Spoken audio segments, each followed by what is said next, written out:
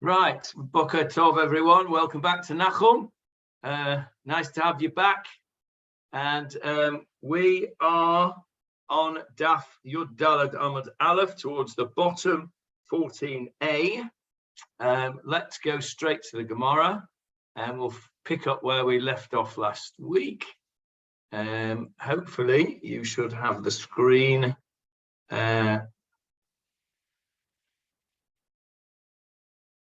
There we go. Right. So we were talking, remember this little picture here? This was an old-fashioned mascara eyeshadow container from the Talmudic era. And we were talking here about smicha and what kind of rabbis we wanted and what kind of rabbis we didn't want. This was over here. We came from that, and we finished off over here. This is the last thing we did last time, that Rabbi Ami and Rabbi Asi, when they got samicha, they said, Kol min dein smocholanu. We want rabbis just like these two wonderful fellows. Lo tismachulanu lo mismartitim. We don't want shmatters. Okay, from smartut, we said that word. Velo masar misin, and not from people who distort the halacha. And others said lo mechamisin, not from those who are violent. Mechamisin, from the word chamas. And we had that word the other night as well. Those of you that were at Ruby's Sefer Yonah Shir, don't know if any of you were there, which was very good, by the way. I'm going to try and get it on Zoom next week, as well as in person.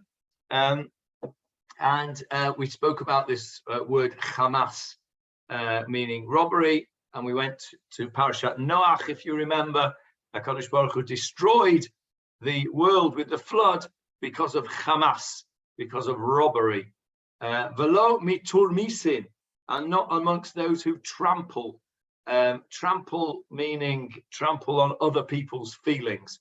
So the kind of rabbis that they were praising were Rabbi Ami and Rabbi Asi, who were they weren't people who were vain. They never used this kachal, this blue eyeshadow, velo sarak, and they didn't use the blusher on their cheeks to make them look beautiful, velo prikus, and they didn't dye their hair.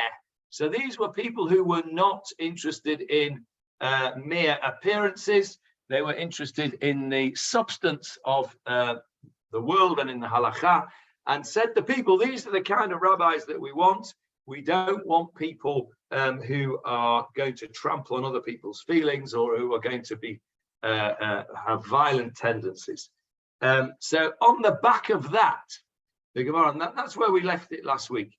So on the back of that, the Gemara then talks about another rabbi who was praised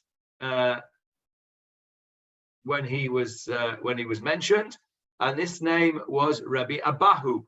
Rabbi Abahu, ki hava ate mimtivta levei kesar.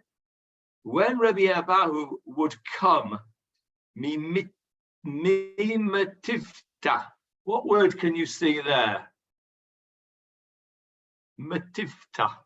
Or if you want to put it in the Ashkenaz pronunciation, masifta.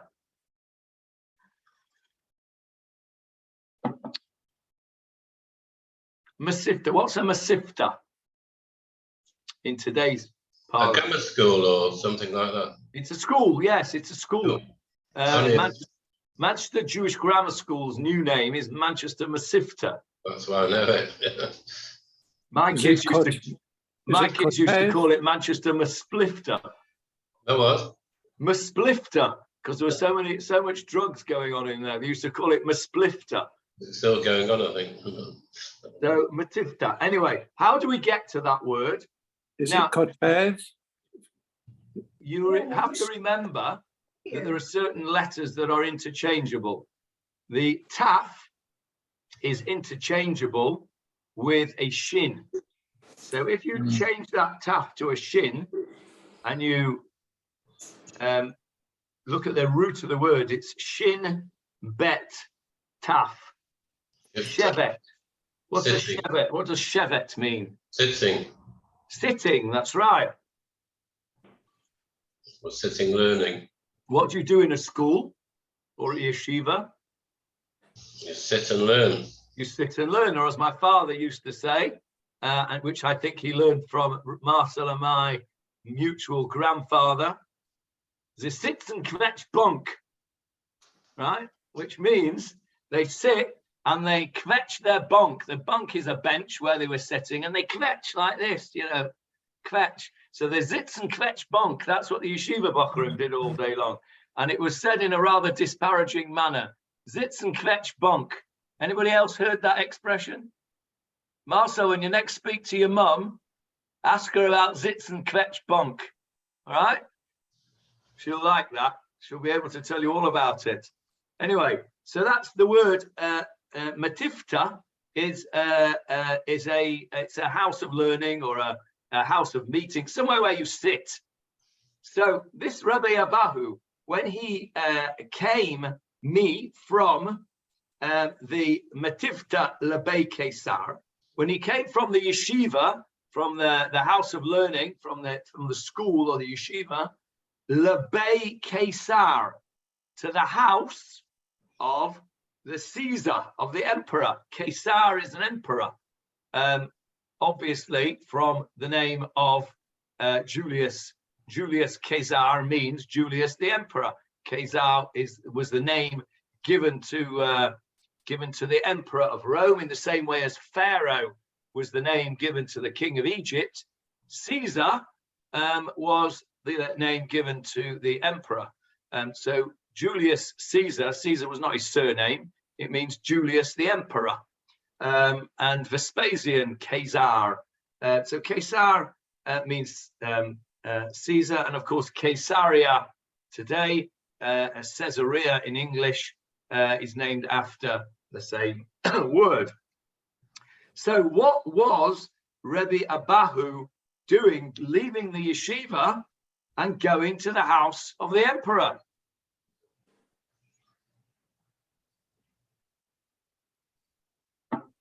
Any ideas? What was he doing going to the house of the emperor? He was the leader of the Jewish people, of the children of Israel. So he was going to see the ruler of the country. He was the leader. He was the leader of the people. He was the head of the community, and he had to go and speak to Caesar. Did he have to pay taxes? Yes, correct, Nachum. He had to go and pay the taxes on behalf of the people, or he had to go and beg to be let off some of the taxes, or maybe go and try and negotiate some of the harsh decrees to be rescinded. He was the representative of the community, and he had to go to the house of the Caesar. So he would go from the yeshiva to the house of the emperor. Nafke matronita debei Caesar. Matronita debei Caesar. Nafke. Nafke means to go out. Nafke means to go out. So these matronita would go out of the house of the Caesar when he arrived, or when he got there, they would come out. Who do you think these matronita are? What word can you see in there? Matrons. Matrons, exactly. They are the women. They are the women, or the ladies. He translates it there.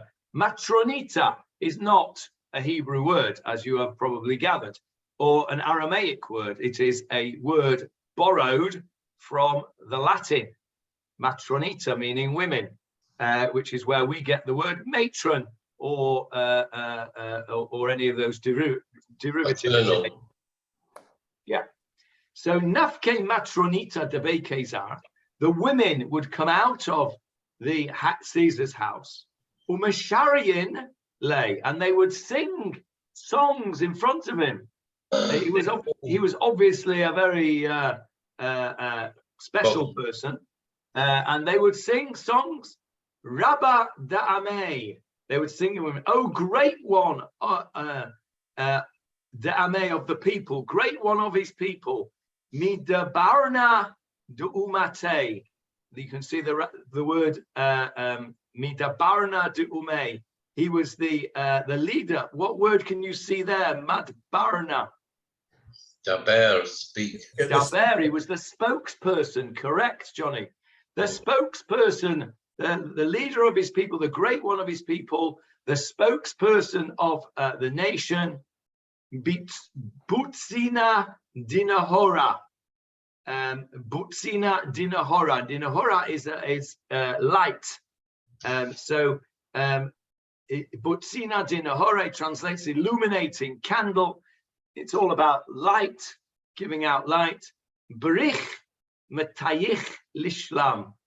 Your arrival, may your arrival be in blessed peace. Brich, you can see there, it's the same word as Baruch. We have it in Barich Shemei and Barich Hu. Barich metayich lishlam. So this is just another example of a rabbi who was particularly praised on this occasion. Nothing to do with his smicha, but on this occasion, the matrons, the women of the house of the emperor, recognized the greatness of Rabbi Abahu when he came to the emperor's house. This is quite a common scenario that you read in the history, is that the Jewish leaders were very often highly regarded by the non-Jewish leaders. It wasn't always the case that we were despised. We may have been despised as a people, but there was very often throughout history recognition given to Jewish leaders as being of a very high intelligent class and a high moral fiber, and that I think pertains to today. The great esteem which the UK chief rabbis, Jonathan Sachs, Zichrono Livracha, Lord Jakobovich, Zichrono Livracha, these people were very highly regarded in the highest echelons of non-Jewish society. This here is another example of the same thing. And of course, there is no greater Kiddush Hashem than a leader of a Jewish nation, a leader of a Jewish people to be respected by the nations of the world. There is no greater Kiddush Hashem than that. And of course, the opposite is true. Is there no problem with the Talmud actually talking about ladies singing before a rabbi? That's why he was respected, because he stayed and listened to them. Yeah, but he shouldn't be listening to ladies anyway, shouldn't he? Certainly today you wouldn't do that, would you? Well, first of all, these are the ladies from the house of Caesar. I dare say that Rebbe Abahu, being the leader that he was, being the great man that he was, did not go like this. Oi, oi, treif, treif, treif, stop singing. I'm sure that he didn't do that. Otherwise, they would not have said what a great person he was. Johnny is correct. That's why they're bringing this story, aren't they? Perhaps, yeah, maybe that is the underlying message in this story. Is that Rabbi Abahu was the kind of person who we would have been proud to have as our president of Techelet, because he is accepting of all people that want to come and learn, and he's not going to upset or use the halakha in a negative way. So can't it therefore then be used to say that, well, you're allowed to listening to women singing? Well, this would be a lechatchila. If you were to ask Rabbi Abahu, would you like these women to sing for you? He would say no, because you're not meant to do that. Should I shut them up if they've already started? No, you shouldn't. You should be there and thank them for their praises. So it's all about lechatchila in the first instance, and b'diavad, post facto. it is what it is. It's not ideal, but it's less ideal. It's less not ideal than making a big fuss over it. Johnny, Yes, Leon. the translation in the Art Scroll is that the matrons of Caesar's household would go out and sing about him, not stand up in front of him and start singing to him. Interesting. Steinsaltz says sing before him. Let's have a look at what it actually says in the Gemarah. Yes. Mesharian lay. Lay. They would sing to him. I think you would have to say lay was probably to him. I just wonder, Leon, whether there is some conscious or subconscious attempt in the Art Scroll to avoid the question that Michael has asked.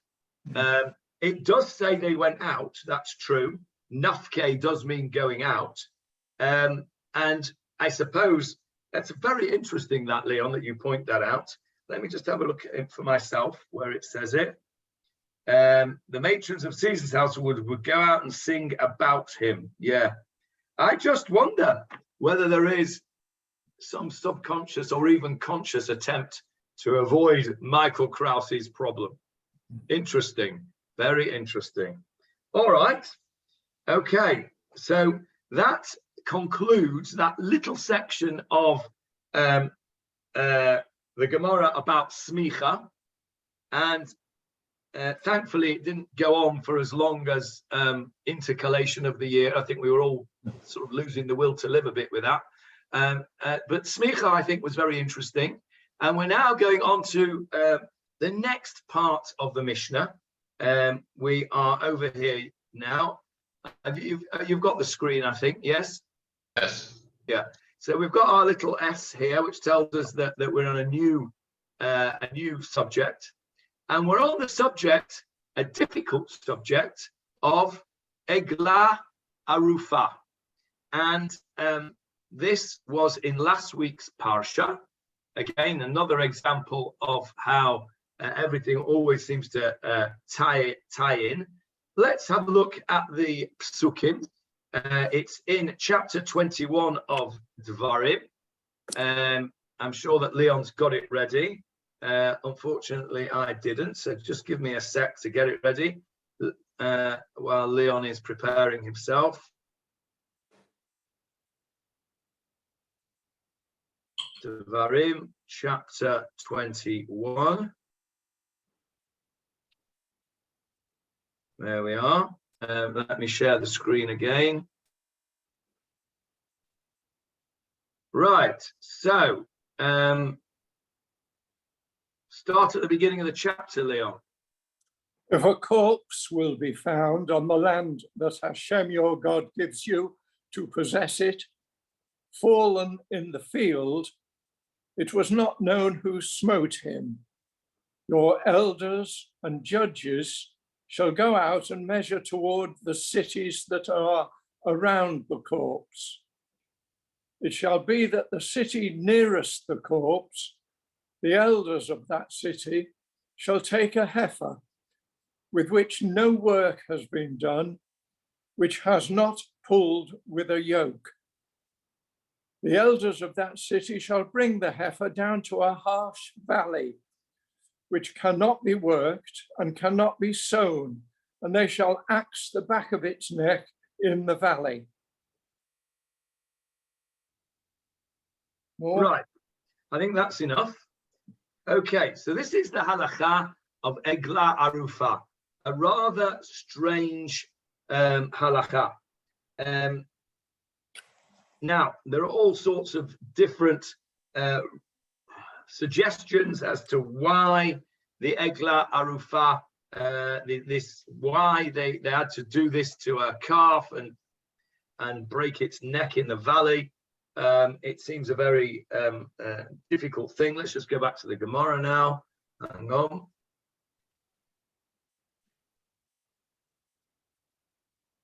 Are we still on your Daled? We are on your Daled, right at there, towards the bottom, Marcel. Yeah. about 11, 12 lines up from the bottom, beginning of the line, Arifat Eglah Bishlosha. You see that? Yes, yes. Okay, that's where we're up to. Yeah. So let's just have a look. Let's have a look at what Rav Steinsaltz gives us the background. When the corpse of a murder victim is found outside the town, it's not known who murdered him. The following procedure is observed. First, judges who are members of the Great Sanhedrin. Well, he's jumped the gun there, Rav Steinsaltz, so forget you've heard that. Come to measure the distance between the corpse and the nearest town to determine which town must perform the rite of the heifer whose neck is broken. Okay. Afterwards, the elders of that town bring a heifer and etc. And the elders wash their hands and make a statement absolving themselves of guilt. If the murderer is discovered before the heifer has been killed, the rite is not performed. It's a chok, it's a law which doesn't have any obvious reason for it. Various different things are suggested as to that this is, as it were, a kapara, that really the judges of the town should be the ones who are put to death because they didn't look after this person well enough, and therefore really it should be them, and this Eglah Arufah is sort of instead of them, as it were, like we do with kaporos on Erev Yom Kippur, if you do it with a chicken. Is murder a key word there? Is it not a person that's just died of unnatural causes lying on the ground? Well, I think what happens is, John, it's a good question. I think what happens is if somebody is found dead, it's assumed that he was killed. Okay.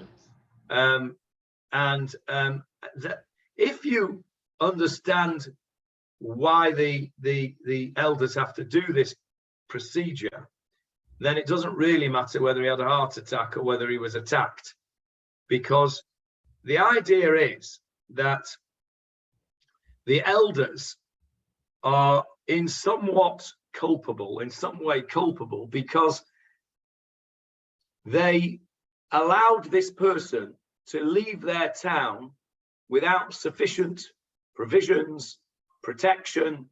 The wild west is difficult out there. You're going from one town to another. It's dangerous. There are robbers, bandits, snakes, all sorts. And it is a mitzvah in the Torah to make sure that anybody leaving your town has what is called Eshel. Who planted an Eshel? Yonah. Was it Yonah? Yonah did not plant an Eshel. Okay. Yonah planted a kikayon. Hashem planted a kikayon. Okay. Who planted an Eshel? Eshel is subsistence in Hebrew. Aleph, Shin, Lamed. Eshel. Jonathan, isn't it subsistence in Hebrew? What you get when you're working and for lodging. Maybe, I don't know. It may be, but it would make sense, and I'll tell you in a second why it would make sense. Eshel. I haven't got the actual chapter and verse here because it's just popped into my head. David Marks, who's not here, would have known instantly. Avraham Avinu, when he had finished with all the business with the calling in the name of Hashem, etc., it says Vayita Eshel. He planted Eshel is a kind of tree, and the rabbis say that Eshel is an acronym for Aleph for Achila, Shin for Shtia, and Lamed for Levaya. Okay, Aleph Achila, eating, Shtia, drinking, and Lamed Levaya, accompanying. Exactly. So an Eshel is an inn. Actually, an Eshel is an inn. Abraham planted this tree called an Eshel, and it was basically a Chabad house. Yeah, Abraham was the first Chabadnik. He planted a Chabad house wherever it was that he was, and any wayfarer that came could get food and drink and company, and that was the great chesed of Abraham. So Eshel stands for Achila, Shtia, and Levaya, eating, drinking, and Levaya. Now the Levaya is the important part here. It's the same word as Levaya. What is a Levaya? A Levaya is where you accompany the dead person on their last journey. Okay, but the word Levaya means accompany, to accompany them. What word do you know that is connected with that word Levaya?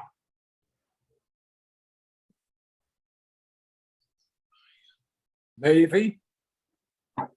Excellent, Leon. And what's the connection?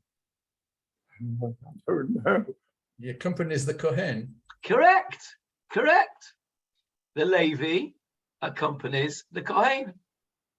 Okay, so the Levi is an accompaniment to the Kohen. But that's a bit forced. I just made that up as on the spot. What was the real reason that Levi, when he was born, was called Levi? Who was his mother?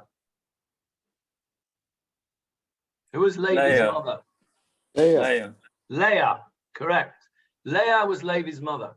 Leah was one of Yaakov's wives. Now, she wasn't the favorite wife, was she? And Leah, we need to find the Chumash here. Let me just find it for you. Hang on.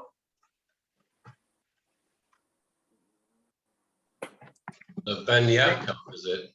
The Ben Yaakov. Yes, Leah was the wife of Yaakov. Okay. Let's just find it. Got a feeling it might be in Parshat Vayetze. I'm saying. Levi was the son of Yaakov, the Ben Yaakov. Levi was the son of Yaakov, Nachon. An acronym.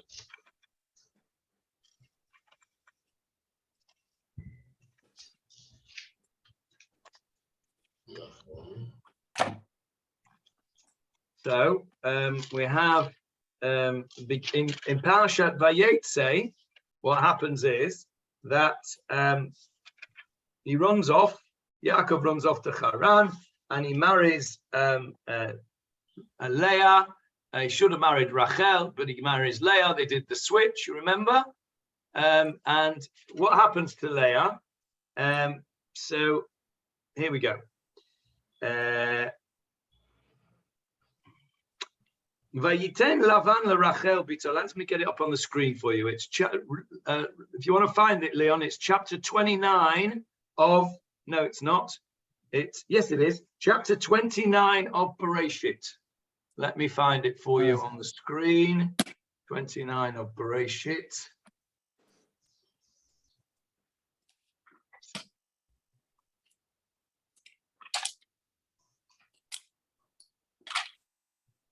Here we go. Share screen. And we are in verse 29 as well. So Lavan gave, you can read it, Leon. 29. And Lavan gave Rachel his daughter Bilhah, his maidservant, to her as a maidservant. One second. I need to go back a bit. So they in the morning, it came to pass in the morning, he switched the brides. He's married Leah instead of Rachel. And verse 25, Leon. And it was in the morning that, behold, it was Leah. So he said to Lavan, what is this you have done to me? Was it not for Rachel that I worked for you? Why have you deceived me? Okay, and so he deceived him, and then so he then marries Leah. The next, after Sheva Brachas, he marries Leah, and verse 30. He consorted also with Rachel, and loved Rachel even more than Leah. And he worked for him yet another 7 years. Okay, so he loved Rachel more than Leah. And so, verse 31. Hashem saw that Leah was unloved, so he opened her womb, but Rachel remained barren. So this is interesting. You translated this word sunua as unloved. Soneh, Soneh. What does that mean, Marcel? hated. Hated. Look what our translation is here. And the Lord saw that Leah was hated. Again, there's another subconscious art scroll-ism there going on.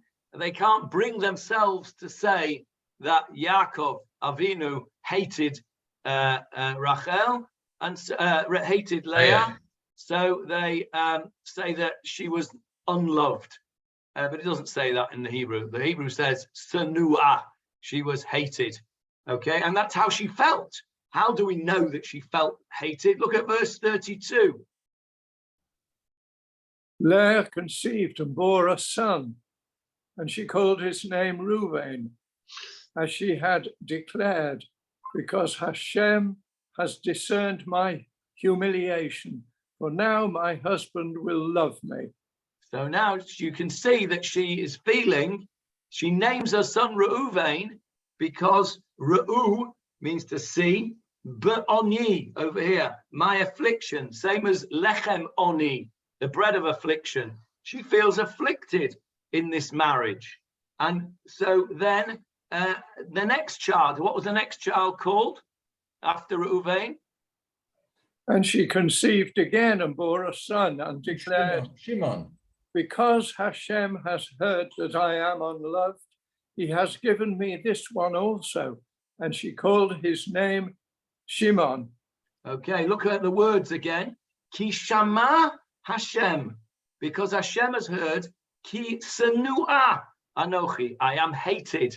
She's feeling hated. She calls her children by names that represent her feeling of affliction and hatred, the hatred that she's feeling from her husband. Okay, that's Reuven, that's Shimon. She's not finished yet. And this is where we're coming from. Verse 34, please. Again she conceived and bore a son and declared, this time my husband will become attached to me, for I have borne him 3 sons. Therefore he called his name Levi. Okay, now look at the Hebrew. Vatomer, and she said, Ata, now, hapa'am, this time, yilaveh ishi, my husband yilaveh, it's a future tense, will accompany me. Here it's translated as will be attached to me, same thing. It literally means this time my husband will accompany me, i.e. wherever I go, because I've given him 3 sons. That is why he was called Levi.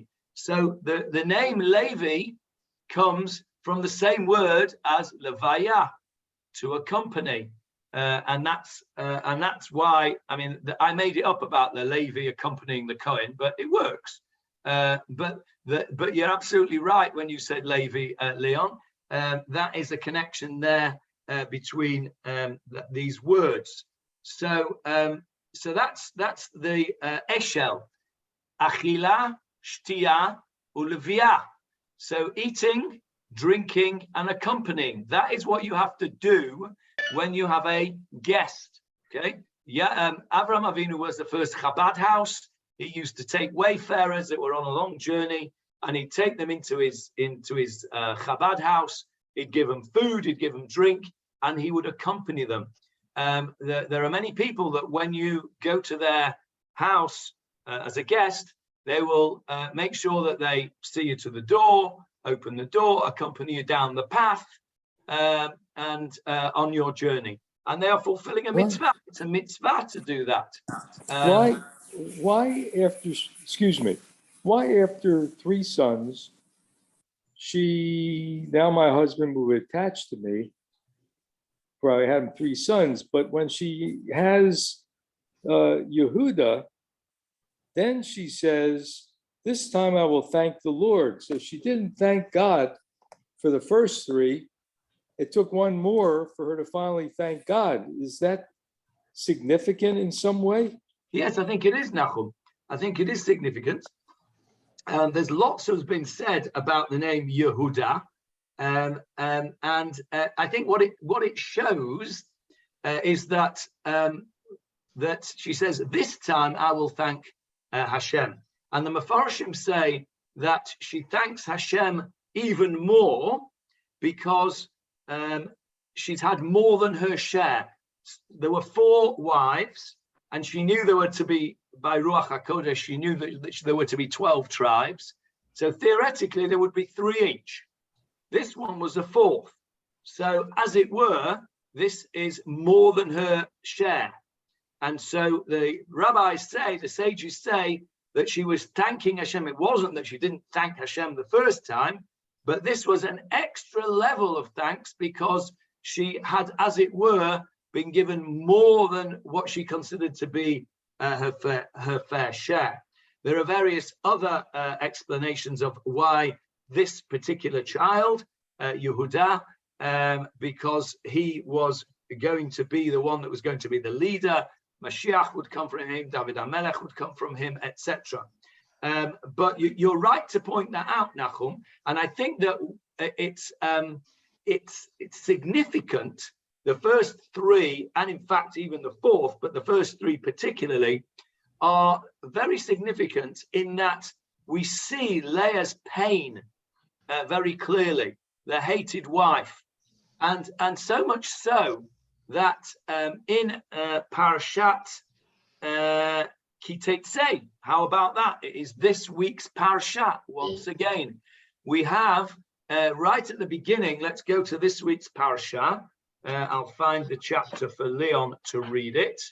It is. So while you're looking at it, is there any reason why Jacob didn't divorce Leah when he found out it was the wrong wife? Is there any discussion anywhere in the Mefarshim? Yes, the Mefarshim, they don't ask why he didn't particularly ask why he didn't divorce her, but he understood, Yaakov understood after he'd sort of calmed down after a few minutes, that this was the Ratzon of Hashem. This was how the Bnei Yaakov, the Bnei Yisrael, were to be built up, and of course, Yaakov Avinu accepted that. But what I want to point out to you is chapter 21, verse 15. It is in this week's parsha. Let me get it up for you. Chapter 21 of Devarim,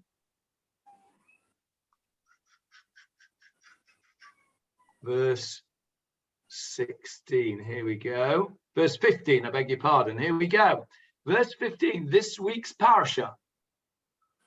If a man will have 2 wives, one beloved and one hated, and they bear him sons, the beloved one and the hated one, and the firstborn son is the hated one's, then it shall be that on the day that he causes his sons to inherit whatever will be his, he cannot give the right of the firstborn to the son of the beloved one ahead of the son of the hated one, the firstborn.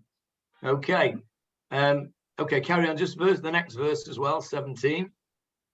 Rather, he must recognize the firstborn, the son of the hated one, to give him the double portion in all that is found with him. For he is his initial vigor. To him is the right of the firstborn.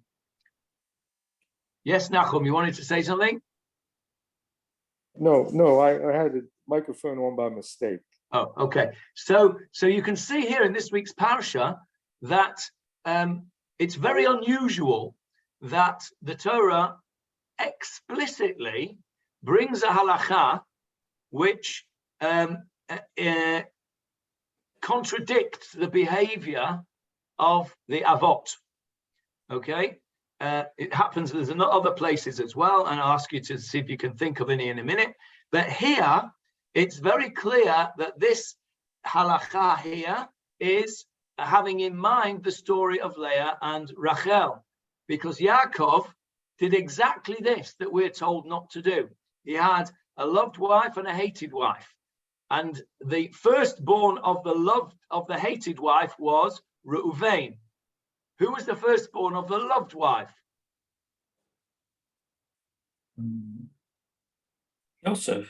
Yosef, correct. Yosef, who was the first child of Rachel. Who got the birthright in Jacob's family?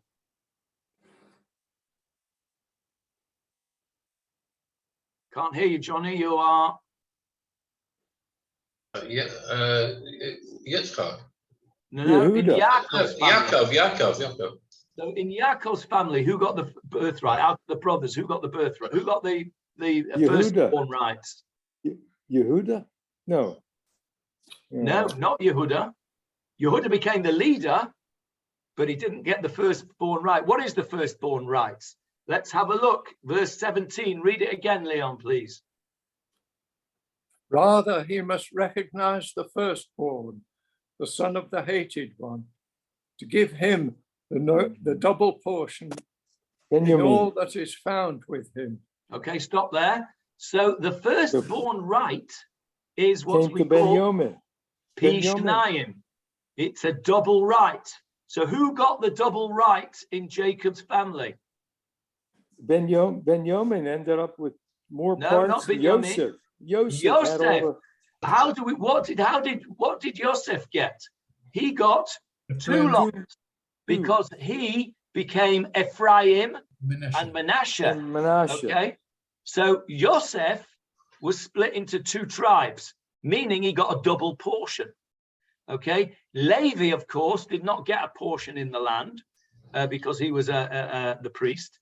But out of the 12, there were 12 portions. There were 12 tribes apart from Levi. Manasseh and Ephraim were tribes in their own right. Only Yosef's children were tribes in their own right, and there were two of them. So that firstborn right of Pishnayim, of a double portion, should have gone to who? Reuven. To Reuven, but it didn't. It went to Yosef. This halacha in this week's parsha comes along and says to us, as explicitly as it possibly can, don't do what Yaakov did.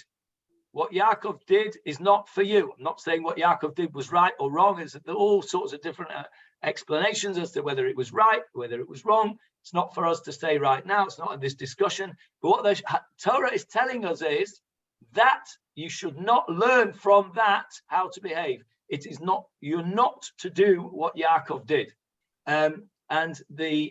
So we see, going back to Bereshit over here, we see Leah, her first three children, she is all consumed with this hatred, so much so that she feels so hated that she names her first three children with names that remind her and everybody else that she is hated. And if you stop and think about the psychology of that for a minute, that's really, really dreadful, that a woman should be in such a psychological state that she feels so despised that she even names her children to remind herself of those feelings. I don't even know how we got onto that, but it's interesting. Did you read Nathan Slifkin's story this week about the Russia of Rabbi Kanievsky? Yes. Yeah. Okay. Yes, well, I think probably on a recording at least, there's the least said on that, the better. Yeah, okay. Can I say something? Yes, Nachum. Speak up a bit. I'm having trouble hearing you. In my, I think that this issue of is not just of hatred, is not the same with men and women. I know of people who are men, and I think their wives are more involved with their children than they are with their husbands. So I think that might be an issue also for men, not just women, that men can feel that their wives are more involved in, the talent of their daughters or their sons or whatever, and neglect their husbands. And I wonder how many people have seen that in their friends, or hopefully not in their own marriages, but I think it exists. I agree. I think it does exist. I think it does exist. I think what we're dealing with here, and that may well be, see, it's a bit chicken and egg though, isn't it, Nachum? Because if you think about our situation here, we are told that Jacob loved Rachel more than Leah from the start, before she even had children. So it could be a bit of a chicken and egg. Along come the children, and Leah says, well, my husband doesn't really care for me. I'm going to put all my efforts and all my emotions, if you like, into my children. And then, of course, it becomes a sort of vicious circle, and it becomes a chicken and an egg, which came first. But certainly the point that you make is definitely a valid point. We do see that for sure. I'm just wondering how I know how we got onto that. Levaya, I asked you what word you knew from Levaya. Let's go back to the Gemarah now, since this is meant to be a Gemarah shir. Let's just go back to the Gemarah, see if I can put it on the screen. Okay, one sec. There we go. So we are talking about this Eglah Arufah, this funny sort of ceremony that has to be done.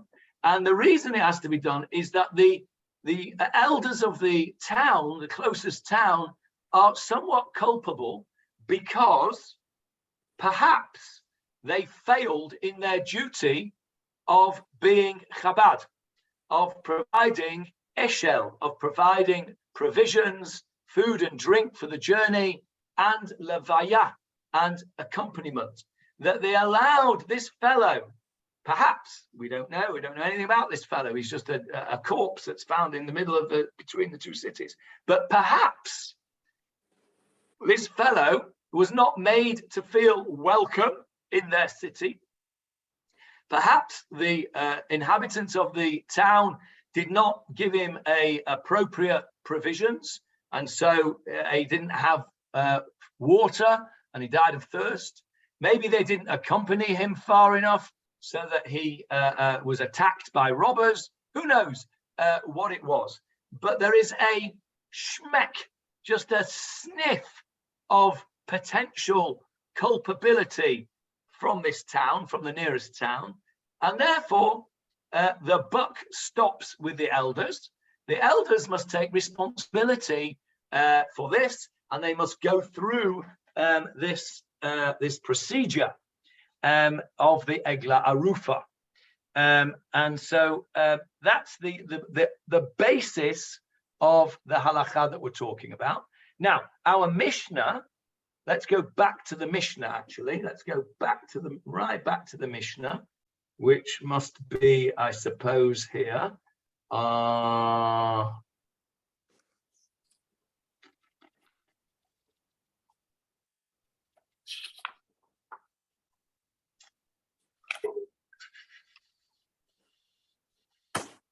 Here we go. We're on page 8. If you've got a Steinsaltz Gemarah in front of you, if you want to look at it in the art scroll, it is on probably page 2A is where it should be, and it is on page 2A.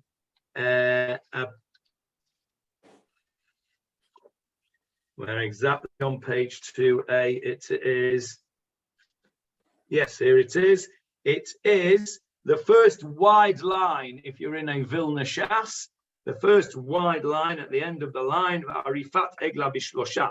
So the Gemarah says that you need 3 judges over here. The breaking of the heifer's neck, in a case where a person was found murdered and is not known who killed him, are performed in front of a panel of 3 judges.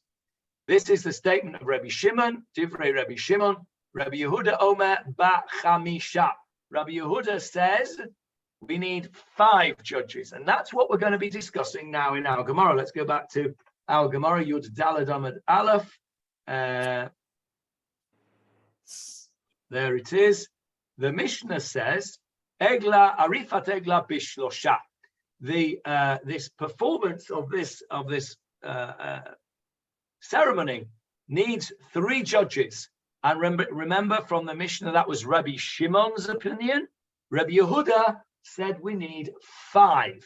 We're not told that here in this Gemarah because we're meant to remember it from Daf Bet Amud Aleph, from the Mishnah. So it just quotes the beginning of the Mishnah, and then we're meant to either turn back and look like we just did, or else we're meant to know it off by heart.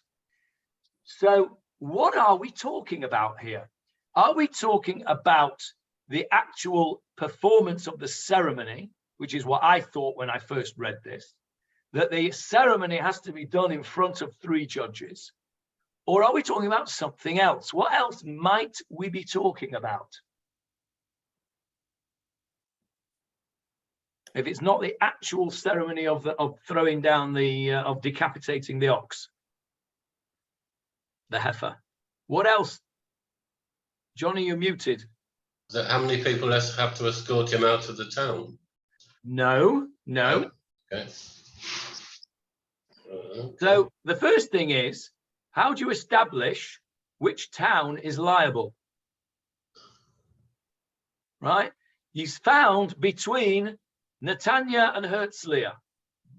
Right? He's found down. It's the one that's nearest to. Okay, very good. So how do you find out who's which is the nearest? You have to measure. Measure. So you're measuring something. That is what we're talking about. That's what we're talking about. We need 3. The discussion in the Mishnah is how many judges, how many elders do we need to measure the distance, right? So if it's found, this corpse is found between Netanya and Herzliya, we need 3, or if you're according to Rabbi Yehuda, 5 judges to get a tape measure, a measure from the outskirts of Netanya to the corpse, and from the outskirts of Herzliya to the corpse, and whichever is the shorter distance, it is that town which is responsible to do the Eglah Arufah. So when we say in the Mishnah over here, Arifat Eglah bishlosha, the breaking of the neck of the heifer is with 3. It means the measurement, at least it's starting to mean that, the measurement of the 2 cities, between the 2 cities, has to be done by 3 judges. Yes, Leon? I find it very strange that this measurement is given such huge significance.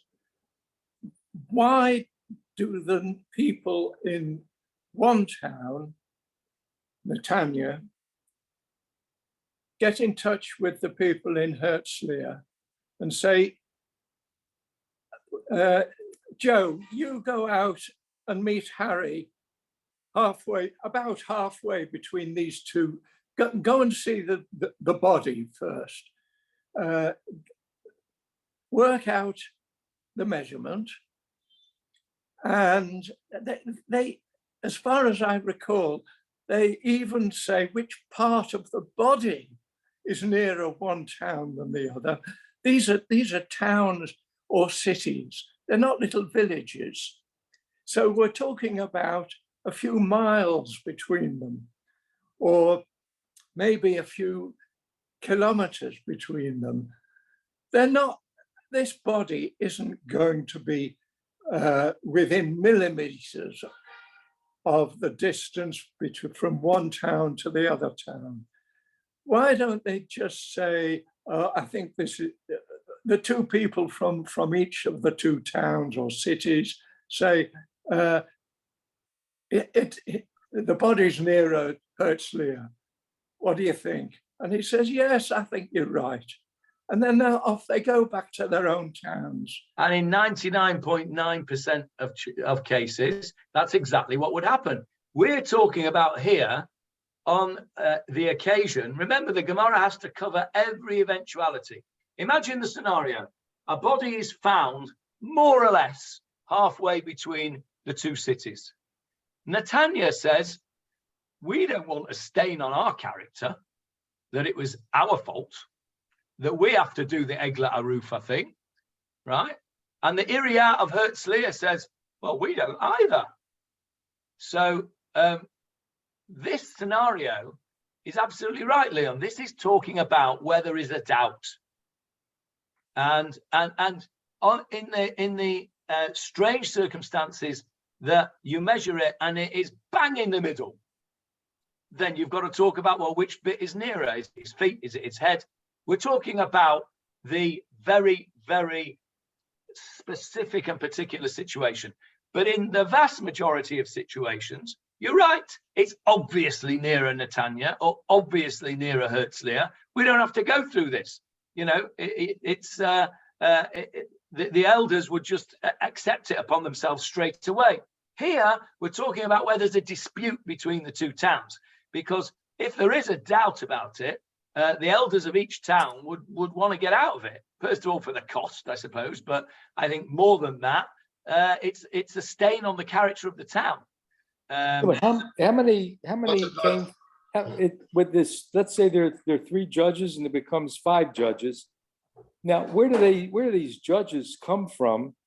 And what about the vote? One says, yes, it's from us. One says, no, it's from them. I don't understand how we get an impartial jury of judges. Okay, very good question, Nachum. We're going to do that next week because you'll see when we go into it in the next few words of the Gemara, we're going to see exactly why Rabbi Shimon says 3 and exactly why Rabbi Yehuda says 5. And your point about impartiality and how do you get a proper vote is actually a very important factor in the next bit of Gemara. Where are they going to come from? Okay, so that's a good question, and that's addressed. That is addressed in the. That's addressed in the next piece of Gemara. There's 2 opinions, and it's addressed in the next piece of Gemara where they come from. So, what about the mitzvah of burying the dead? Does that not come into? I would have thought that's the first thing to worry about. Yeah, I guess so. I mean, I think that goes with it. I suppose whoever's nearest would have the responsibility of burying the dead as well. Yeah, I'm sure that's right, Johnny. Yeah. Yes, Marcel. This business of measuring is a bit tricky because are we talking about as the crow flies, or are we talking about b'derech hamelech? Are we talking in the way of the road? Very good question. Very good question. And these are questions that the Gemara raises at a later date. So these are all. See, this is the beauty of what we're doing now, because I don't know where that phone is to switch it off, so I'm sorry. What we're doing is we have said you measure between one city and another. No, okay, move on, right? But now all of us around this Zoom, are starting to think about it deeply. Nachum says, well, how can we get a fair judge? Marcel says, well, is it how the crow flies, or is it on the street? And we're starting to think like with our Gemara cop, we're starting to think like the rabbis of the Gemara. We don't just accept something at face value and say, well, you measure it. Well, how do you measure it? What do you use to measure it? Who measures it? Who makes the decision? And so by learning this the way we are learning it, what I call naki, clean. So that means without learning Rashi and Tosfos, and we're exploring the Gemara with our own brains. That, for me, is the beauty of learning Gemara this way, is that we are all coming up with things that the Gemara, some of which have and some of which haven't, the Gemara has come up with. And so far, the things that we've thought about this are things that the Gemara will discuss in detail. But the beauty of it is the way we're doing it is that we get a chance to think it through rather than it just us being receptacles, because that way, of course, when you've thought of it yourself and you then come to an answer yourself, then it, of course, has a much greater influence on the way you think. So it's excellent that these questions are coming up. Have a think about it. I would suggest you don't read on in the Gemarah, but think about your own answers to those questions. And then when we learn the Gemarah, we'll see whether your answers fit with the Gemarah's answers. Yes, Marcel. Just a thought that came into my head with the Chum for Shabbat. It's as the crow flies, because you can walk as far as you want. If the road is winding backwards and forwards and you're not outside the radius. Okay, so there's part of your answer, isn't it? Where do you measure from? Yeah. There's part of the answer. So again, these are all important things. Where do you measure from? Do you measure from the town hall? Do you measure from the last house in the city? Do you measure from the Tchum, which is 2,000 amas outside of this? So where do you measure from? These are all things that need to be taken into account when you're doing this measurement. It's not just a simple question of reading the pasuk and say you measure from one city to the other and that's the end of it. The rabbis in the Gemarah were only privy to the Torah. They had to then work it out, and that's Torah Shabbat Peh. And we are the beneficiaries of all those 2,000 years and more of thinking about what the Torah really means. And we here in 2022 are no different to the rabbis back there, only we've got their opinions. It's very unusual that a teacher will say to a class, don't do any homework on this, don't read on. Right? I always remember being told in school, read on. You've got to be prepared for the next lesson. I'm telling you, don't read on. I want you to tell me and yourselves what you think. Later, we'll see what the Gemarah thinks. But these are all excellent questions which we need to apply our own intelligent mind to before we hear what the Gemarah's got to say. Yes, Nachum. Was there a public record of what occurred in all these cities? In other words, you knew, don't go to that city because they have a record of having many murders in their town or their city. And, was there some sort of a public disclosure of the murder rate in these cities? It's a good question. I don't know is the answer. Whether there was an official record. I mean, we have that now. We have that now. I don't know whether there was an official record. However, what I do think, the reason I think the answer is probably yes, is because that is probably yes, because these were matters of fact that had to be judged by judges, and therefore the judgment was probably written down, because all judgments in Bet Din have to be written down.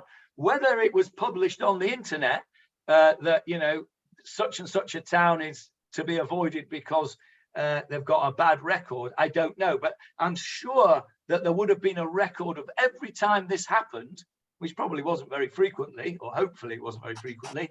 There would have been a record of it. And I guess word of mouth is such, I remember never having even been there anywhere near it, but I remember as a kid, you wouldn't have gone to the Bronx as a kid.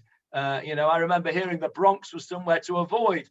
In England, Toxteth in Liverpool, you won't go anywhere near there, or Brixton in London, or Moss Side in Manchester. These are places that have reputations. So even if it wasn't written down, I guess if a place was particularly bad, it would get a bad reputation. But I do believe that every episode of Eglah Arufah would have been recorded in the journal of the Bet Din. Yeah, I think that would have happened. Okay, thank you. Yes, Marcel. Is there a difference between counting a living person and a dead person? Living people, you can't go and say 1, 2, 3. But what about a met? So because he's asking, we're just discussing how many. I don't know, but hopefully it won't be that many. You've got such a bad reputation, then stay away. Stay away. But can you count dead people? Can you count dead people? Don't know. Probably, I would have thought. Count them for what? Count them for what? however, to count them in number. I mean, you probably wouldn't count them exactly, I suppose. We counted them, don't we? We said there were 500,000 dead people in Beitar. How did they know that? They didn't count them. I don't think there were 500,000 anyway, by the way. But anyway, however many there were, how did they know until they counted them? We were counting them in Yerushalayim every day. And it seems to me that this halacha should apply to the people living there, and something should be done about it. We should do something about having this murder rate and all the issues that are occurring to us. Somebody has to be responsible. We don't know it was a murder. You're only assuming it was a murder. The man died. In our case of Eglah Arufah, that's true. We don't know, and that's the whole point. Is we haven't got any suspects. So the Iriah has to take responsibility. But I think the point that Nachum is making is that the Eglah Arufah situation shows us that the leaders of a town are ultimately responsible for the behavior of their inhabitants, and they should make sure that their inhabitants are behaving in the right way. So if you have a situation where you have a town that has a lot of murders, you then have to question the leadership of that town. I think that's what the point you're making, isn't it, Nachum? Yeah, that's exactly what I'm saying, and we should think more about it, because how can we eliminate this kind of disgusting behavior in our own midst? We need a process, and hopefully the voters, I guess, will take care of it. Well, I guess so. I mean, that's the idea, isn't it? In modern society, you vote the leaders. But here in the Eglah Arufah situation, this is to remind the leaders. This is to remind the leaders that they have that responsibility for the behavior of their inhabitants. So in some ways, what the Torah is telling us in a subtle sort of way is put your house in order. Make sure that there's nobody on your watch that gets murdered. And I think that's what this whole concept of the Eglah Arufah is about. It's about taking responsibility. It's about leaders taking responsibility. And it's about us thinking how we treat our fellow man. And I think that these are all the lessons we can learn from the Eglah Arufah. Right. Okay, let's leave it there, and we'll carry on, please God, next week with some more Gemarah. Until then, I wish you... We're not discuss that it's actually a cruel thing to do. The poor heifer has to suffer. Well, that's another discussion. If we've got time, we'll go into that next week, Johnny, as to what the actual ceremony has to teach us. It's a difficult ceremony. It's one of those difficult things, isn't it? But we'll see what we can do to try and find something to take out of it positive. Okay. Particularly as the shechita for eating it, it hasn't got to suffer. So well, we don't know that it suffers here. It doesn't say that it suffers. It has to be as his head chopped off. But anyway, let's go into that next week. Okay. Thank you very much. Bye, everyone. Thank you. Johnny, Linda's going if you want anything to go. Thank you. Leaving here at 2:30. Okay. Thank you. Bye-bye. Bye. Bye.